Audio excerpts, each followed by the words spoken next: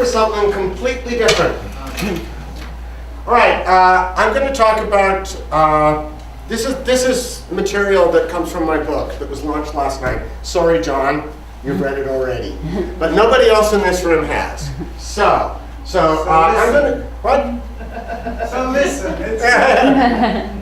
All right, I'm going to suppose that most of the people in this room have got some idea about Bolton and Boal, but not much idea about philosophical aesthetics. So, this is what I'm going to do. Oh, hold on, I have to start my timer. Okay, I'm going to look at some standard problems that have been raised in aesthetics since the origins of the field in the 18th century. Set out a position on these problems in the form of a metaphor. 4 walks in the woods. Place Boal and Bolton on a parallel basis using these terms of reference, and look briefly at a philosopher of theater, Jacques Rancière, in the same light. There is philosophy of theater. Not a lot of it, but there is some. And there are some significant books out there. Jacques Rancière's book I'm going to mention is one of them. Okay, issues in the philosophy of art. One is aesthetic attitude. All right, aesthetic attitude means to have an aesthetic experience, do you first need to be in a certain frame of mind? And our practical answer in drama is yes, because we do warm-ups. And that's one of the things that we're trying to do with warm-ups. But what the aesthetic attitude is different with different philosophers. Edward Boal says it's psychical distance, that you must be in a middle place. If you're extremely emotionally involved with something, no aesthetic experience. If you don't care, no aesthetic experience. You have to be in the middle. Kant calls it disinterested contemplation, by which he means you bracket something. Personal considerations. Something gets bracketed, is excluded from the experience, so you can focus better on what is important. Okay, warm-ups. Role of emotion in aesthetic experience. This is a really, really disputed area. Kant says there is none. No emotion. Emotion doesn't matter for aesthetics. There is a formalist view still alive that says the same thing. I think they're crazy. That's what they say.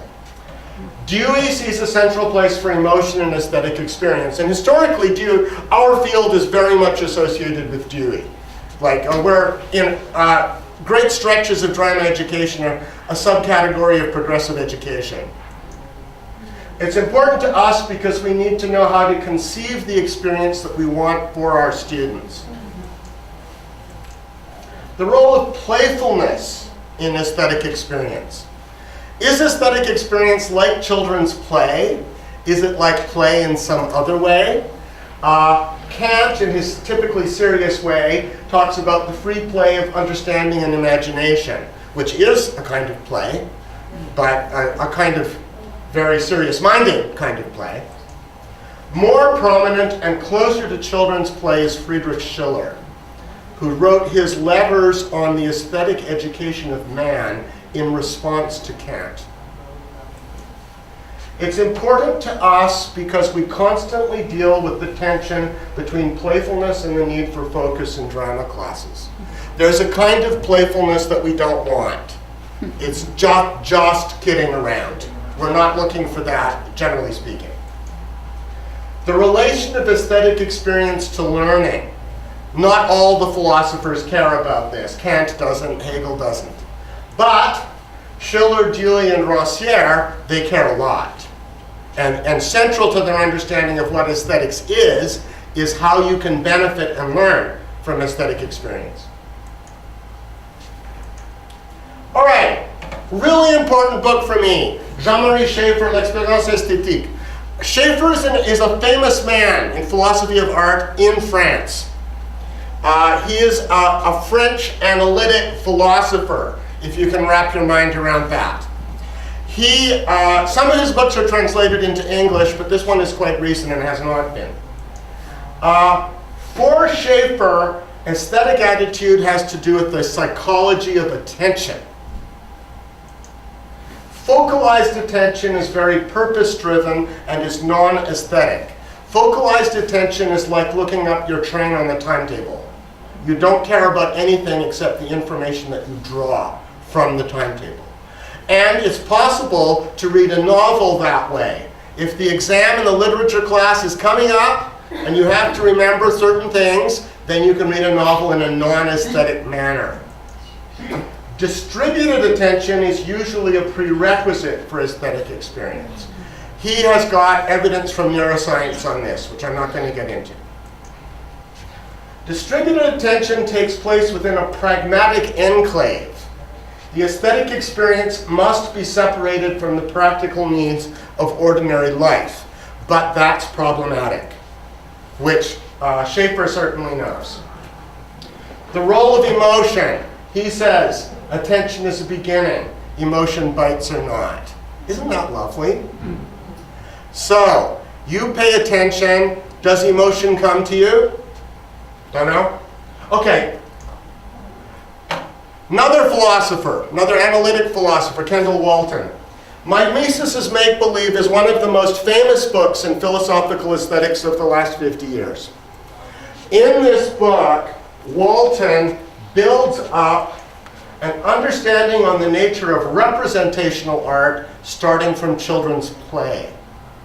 And he proposes that all kinds of representative art, even including painting or sculpture, can be understood in this way. I will use his image of the bear game here, a children's game that has a lot in common with drama activities. I think we can see from the example of the bear game how play contains a certain kind of discipline within it, even in children's games. I know I'm going fast here, I'm sorry. Antonio Damasio. Okay, probably some people in the room have read this book, because this is a very famous book, and very famous across a broad range of the intellectual world. He proposes that emotion is fundamental to human memory and therefore learning. Those who've read the book will remember the phrase somatic marker hypothesis. When we feel an emotion connected with a stimulus or event, the body marks it as important for survival.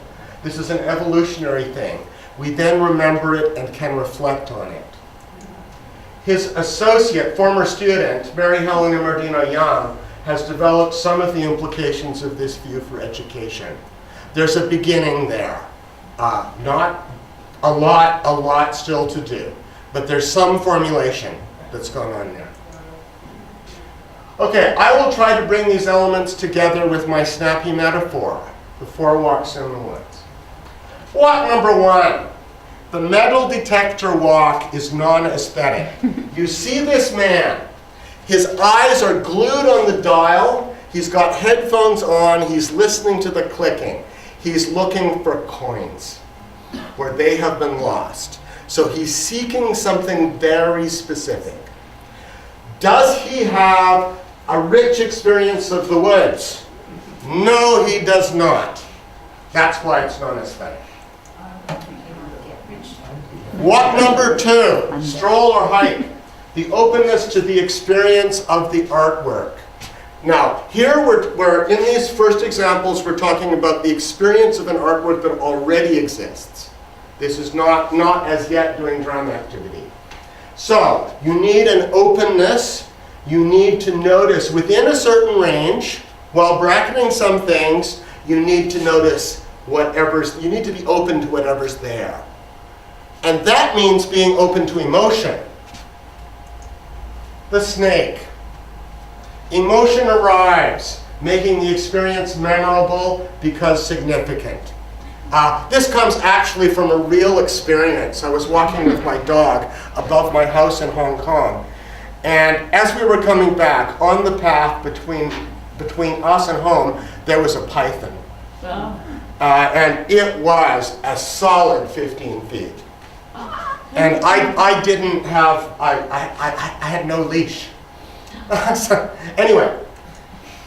And the last one is the bear game, which we will look at now. This is from Walton. Two boys, Eric and Gregory, are playing in the woods.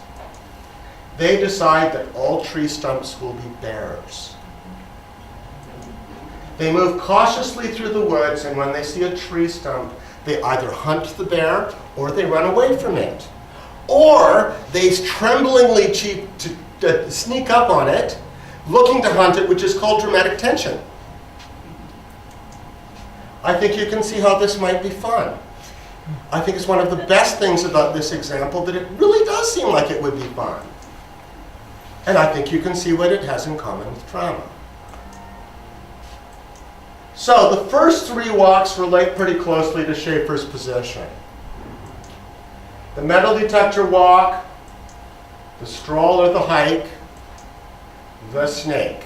All right, all of these, his model is reading a novel or looking at a painting. The artwork is there, and you're involving yourself with the artwork. The bear game. Okay, it captures the doubleness of experience and drama activities. Real woods are small and safe for children. In the game, the woods are big and full of dangerous animals.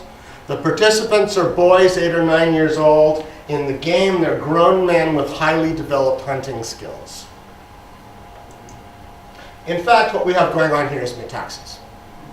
And I put both Boal and O'Toole there because actually I think John altered the definition of metaxas in his book, The Process of Drama.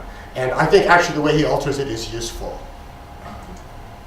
Metaxas creates playfulness. There's a play situation of danger and an ordinary safe environment, and the boys are at every moment conscious of both.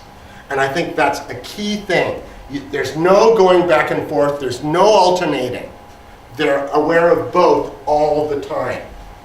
So they've got the dull harmony of everyday life. They've got the danger of being killed by a bear. And you have the much better, more glorious harmony of actually killing a bear and taking it home in triumph.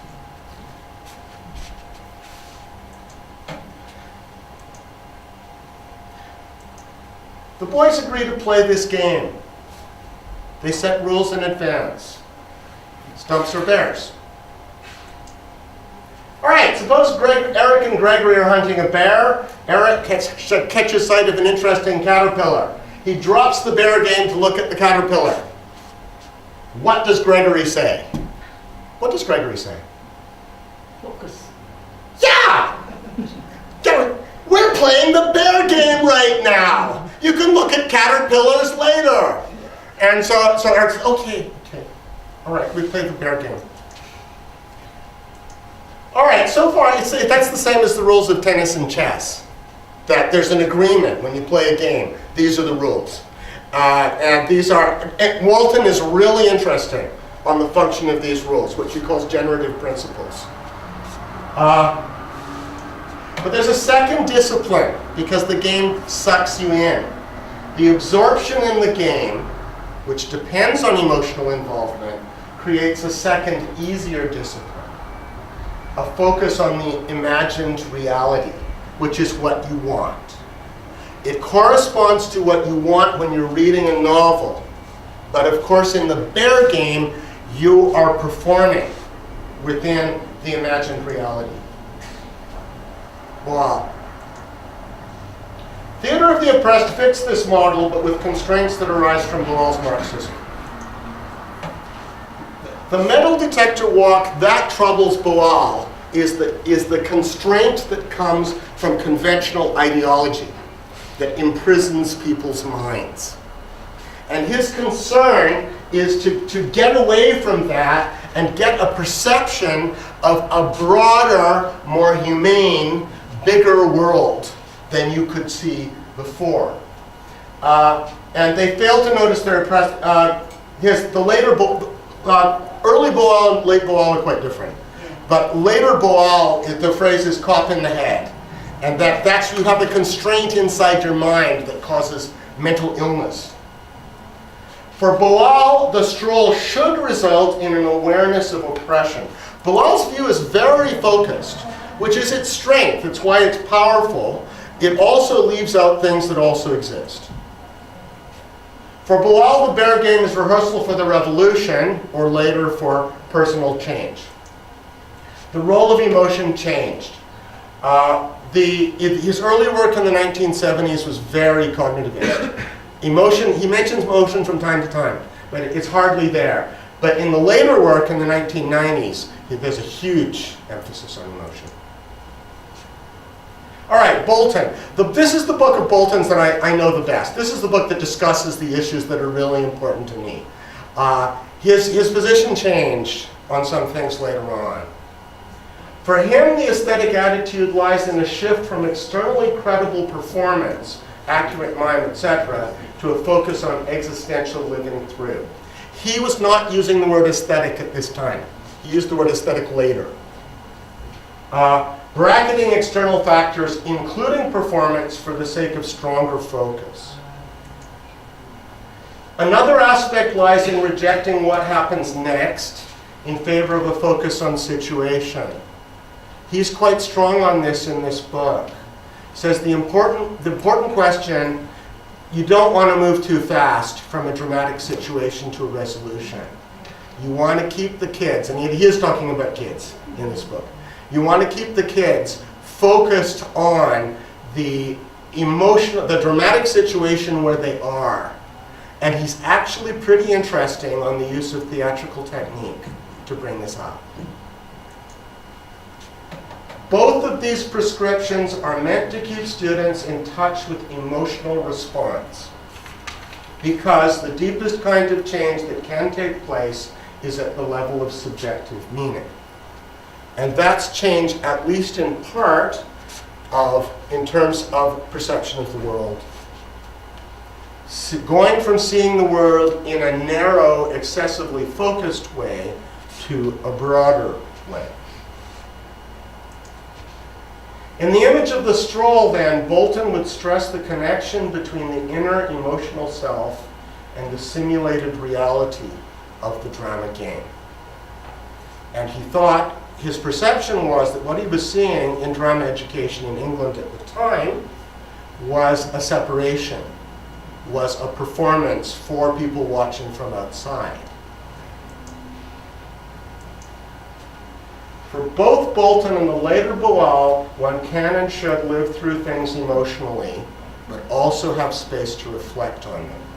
And the relation between the living through and the reflection, that was an issue.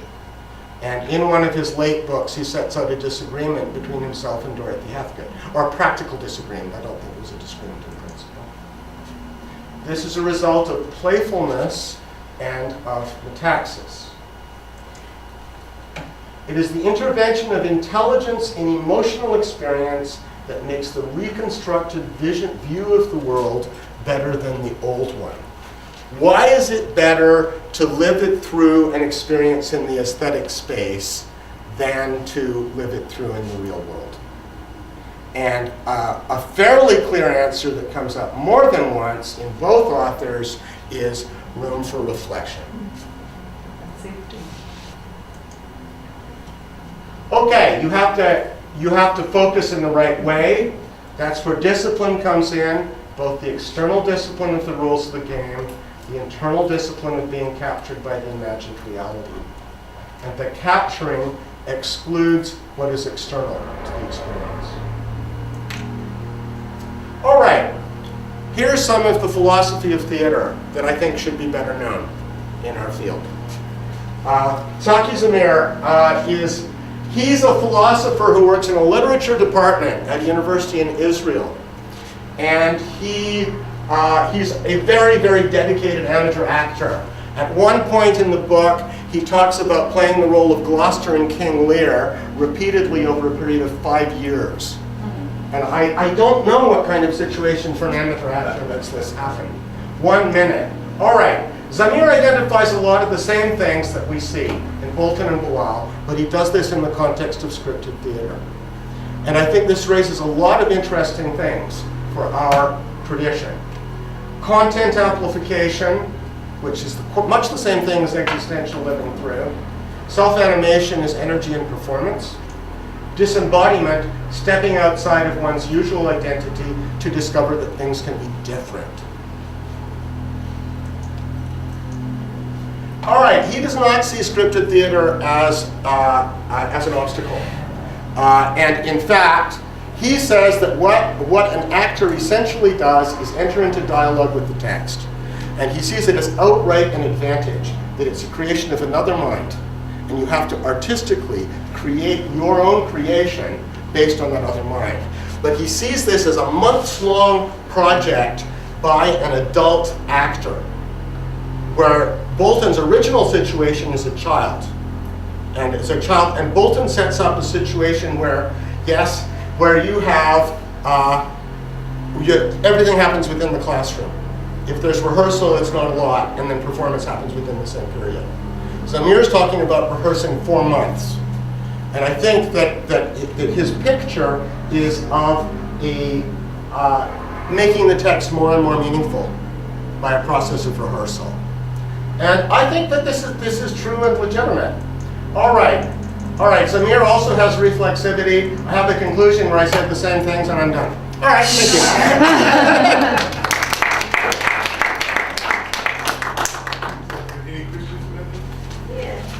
Yeah. Can I ask, when I go back to that game, where they're in Gregory, Yeah. and what about when they saw that caterpillar? Yeah. What if the one who saw it, whichever one he was, said, hey, but that's not a caterpillar, that's a snake. So how would you, what could Well, that's negotiating a new game. Yeah, that's right. Yeah, So yeah, that's possible. That's possible, and children do that. Yeah. They've got, it's not the only thing for Gregory to get upset. Yeah. No, that's true. But actually, that act, another thing that Gregory can do is this. You know, he sees him looking at the caterpillar and he says, oh no, the bear is coming! Eric, it will kill you! And he tries to make the dramatic situation so strong that it's going to make Eric come back into it. But that's being a playwright. Yeah, that's right. You could say, oh, you've seen there's bear. Oh, you've got the bear. Who? Yeah. Yeah, that you can do that too.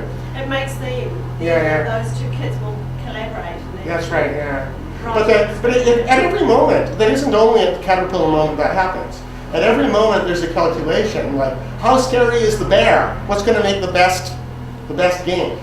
Yeah, Juliana. But also that there's the fact that, let's stop the game. Let's agree. Are we going to agree to include the caterpillar or not? I mean, that Bolton talks a lot about that. He came to that a lot. That constant in and out of the play as you negotiate new rules depending on, because what's interesting to me about that is that the two players understand the game only functions if they're both in the same.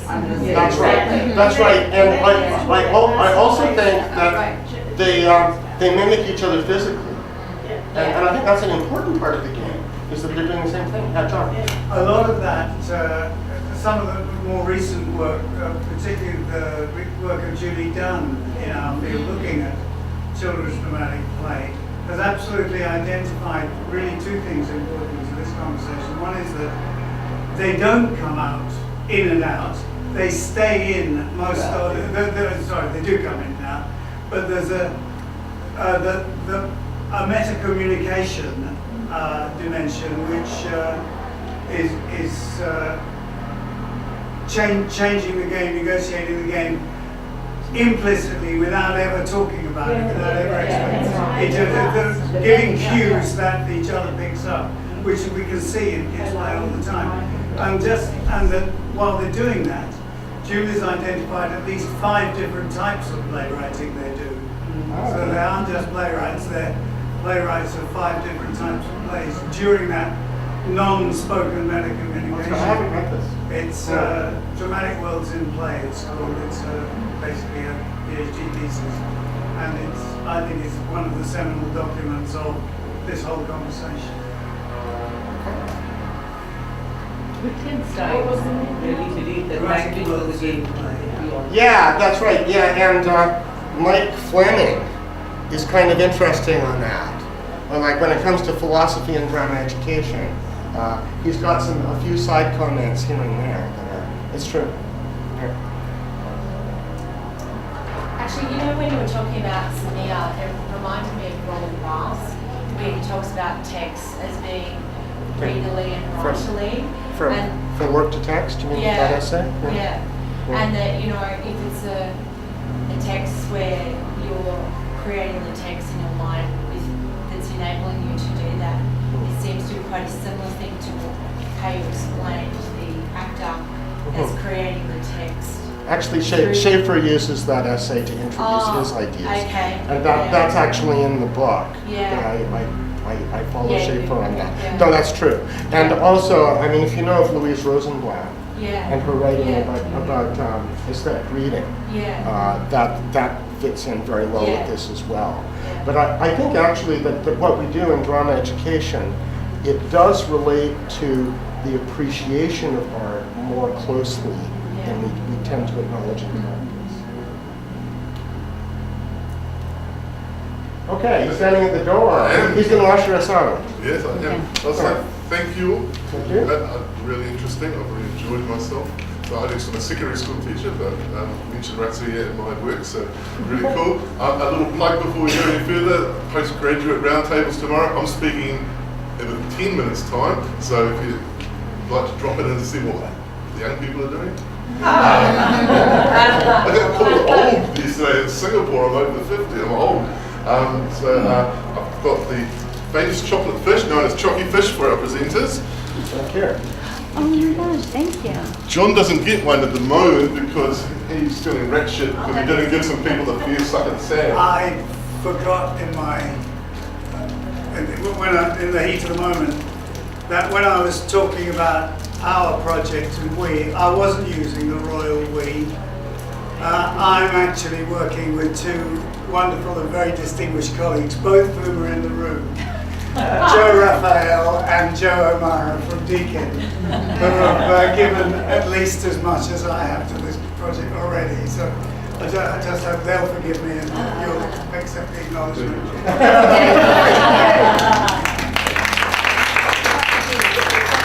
Yeah, we just want to do it last. Do you want to get a knife and cut it up? Okay.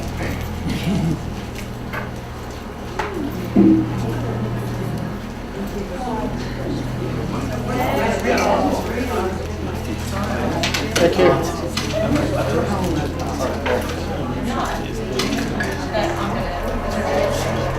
Yeah, give me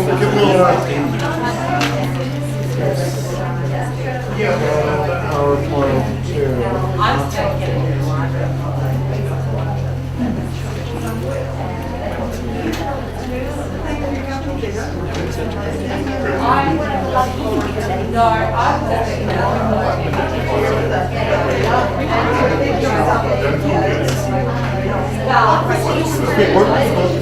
Your question? Can you order books for the University Library?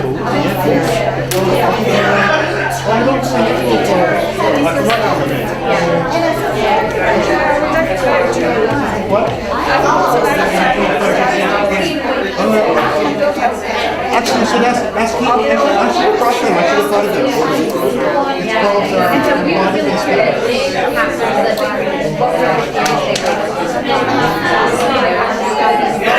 It's published in the We were just curious. Go into the field. What should Something about the beer, about the snake. My theater students do good elementary education. The elementary students do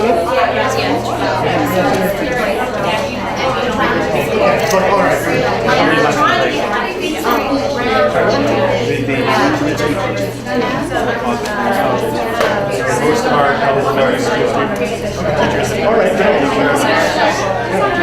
For me, I have people who are getting a certificate in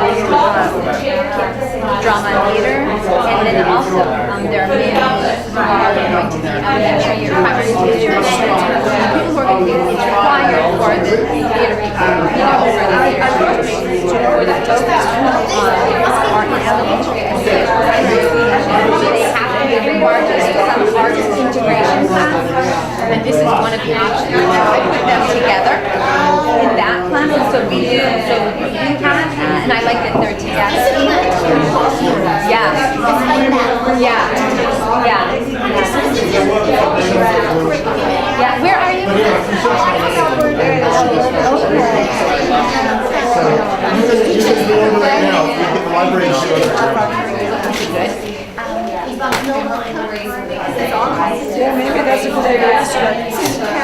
I think it was an interesting, Is that a good for me, I would just. I think so. You've done a lot. Yeah.